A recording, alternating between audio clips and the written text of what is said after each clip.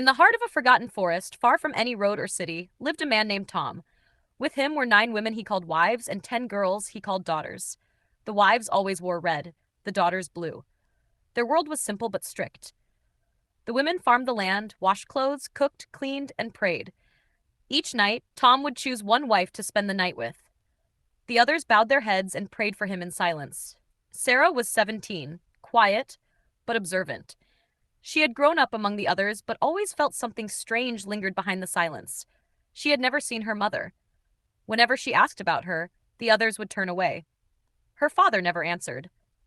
Only one girl, Eliza, sometimes shared whispered words with her, but even she knew where the line was. One evening, Sarah noticed Miriam, her age, dressed in red for the first time. That night, a quiet ceremony was held. Miriam joined the women kneeling by the fire, and Tom placed his hand on her shoulder. From that day, she was one of the wives. Sarah turned to Paul, a boy close to her age who barely spoke. "Why is Miriam in red?" she asked. "She was chosen. It's her time," he said softly.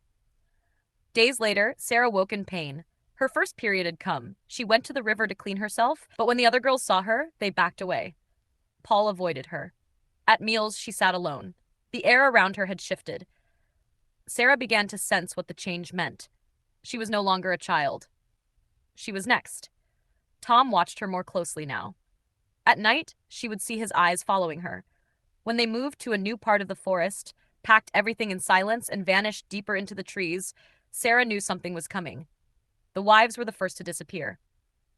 One by one, they were gone. No graves, no goodbyes, just gone. And then one morning, Sarah saw the older daughters, now grown, dressed in red. They had become the new wives. She searched for Eliza but couldn't find her. Panic filled her chest. She ran to Paul. "What's happening?" she asked. "They were never wives," Paul said. "Just replacements." "And us?" she asked. Paul lowered his voice. "Next." That night, Sarah found something hidden beneath a loose board in the old sleeping quarters. A worn journal. It was written by her mother. She read the pages, trembling. "He takes and he breaks," the journal read. "He gives us red when it's time to bleed, and takes us away when it's time to obey." Sarah's heart pounded. Everything she feared was true. The wives weren't chosen, they were used. The daughters weren't safe, they were waiting. She began meeting with the youngest girls in secret. She told them the truth. She read from the journal. Together, they planned.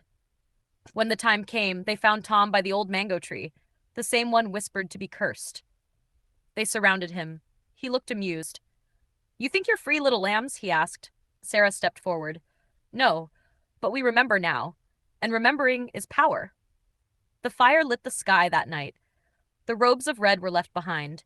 Tom's screams faded into the crackling wood. As dawn broke, the girls walked barefoot through the forest. They left everything behind but each other. Sarah carried the journal close to her heart.